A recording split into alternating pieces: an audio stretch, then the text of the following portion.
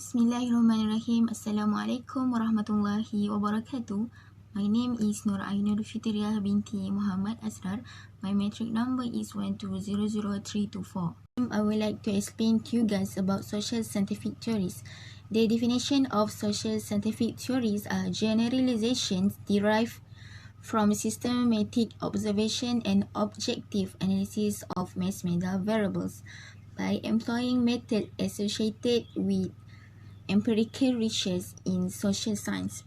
Methods such as experimentations, field surveys, content analysis, focus group, etc. are used. The social scientific approach to investigating the effects of the media lead to the emergence of limited effect theories. Next, the theories include the following. Firstly, the post-stimuli response theory. Secondly, the two-step flow theory. And lastly, dissonance theory, or we call that selective processes. Next, the theories include the following. Firstly, the post-stimuli response theory. Secondly, the two-step flow theory. And lastly, dissonance theory, or we call that selective processes. The post-stimuli and response theory. Number 1. Individual differences. Unique characteristics at individuals that have an impact on how they learn. There are types of individual differences. Number 1. Learning style. Number 2. Aptitude. Number 3. Emotionally intelligent personality. And number 4. Lifestyle. Everybody has their own experience and knowledge. They are mixed to the post-stimuli and response. Next, my name is Amni Athirah. My metric number 12002 and 29. Now I will present about the social category perspective.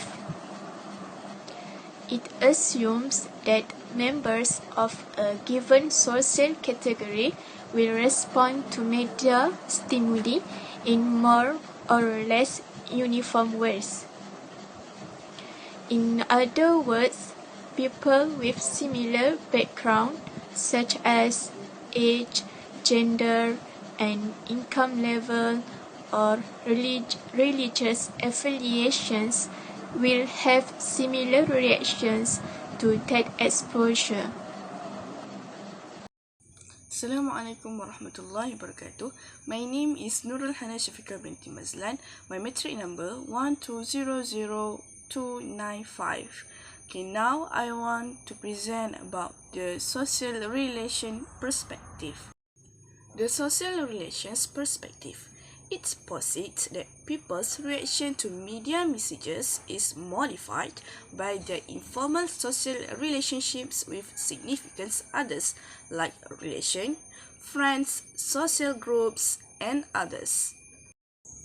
The people's reactions to the media messages based on experience, environment, lifestyle, and emotions.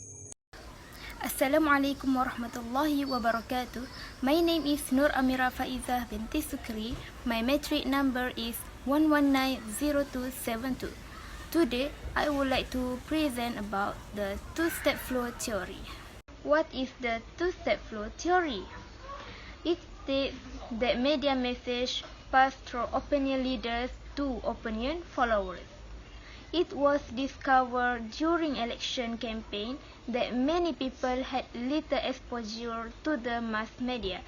Such people obtain their information second-hand from people, which is opinion leaders, who got it from the media and also shape it as they pass it down. The people's voting decisions was based on their second-hand information, which has been modified by the opinion leaders. The two-step flow was later modified to multi-step or n-step flow theory, since opinion leaders also have opinion leaders and so on continuously.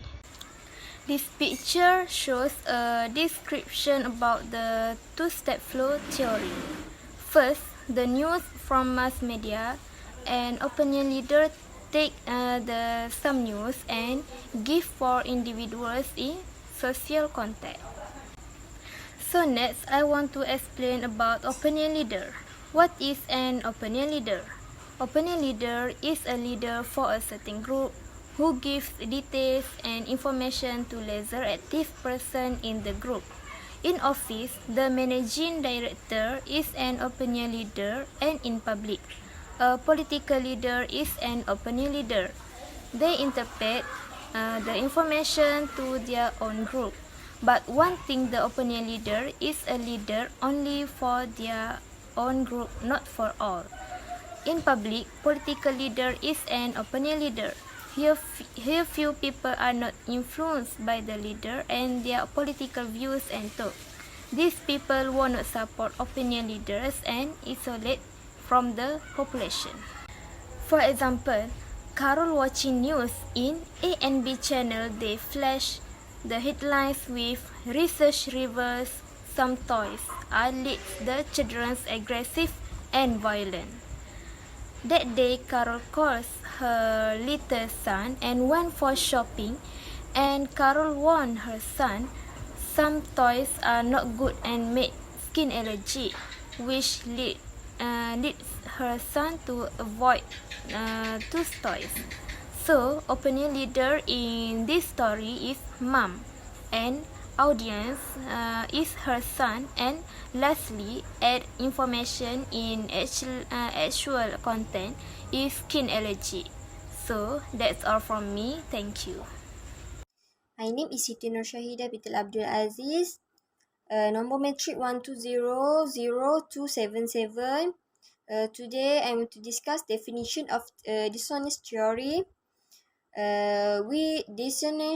Dishonest theory, which claim that people tend to avoid information and situations that are likely to increase dissonance with their existing condition, such as belief, attitude, or other value judgment. The existence of dissonance being psychologically uncomfortable will motivate the person to try reduce the dissonance and achieve consonance. When dissonance is present, in addition to trying to reduce it, the person will actively avoid situation and information which would likely increase the dissonance. Assalamualaikum warahmatullahi wabarakatuh. My name is Ainul Binti Sayuti and my matric number 1200290. Today I will explain about part social scientific theories. These theories have four main ideas. First, selective exposure. Expose yourself to what you choose. It means exposed to mass communication with their opinion or interest. Second, selective attention. Pay attention to what you like. Process, as there is a limit to how much information can be processed at a given time. Thirdly, selective perception. Select ideas that are in line with your belief and attitude. It's the theory that an audience's interpretations of media is dependent on their personal belief. Lastly, selective retention. People tend to remember best and longest information that is consistent with their attitude. Refer to process by which we select or category from our environment to create meaningful experience.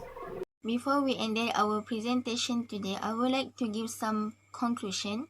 In conclusion, the social scientific theories is also can ask questions about the concept of mass communication, about the human daily routines while using mass media, or about the meaning read into or produced through mass media. The coverage of mass communication theory concept also needs to be explained in terms of what is and what is not mass communication, especially in this era dominated by new forms of socially mediated communication.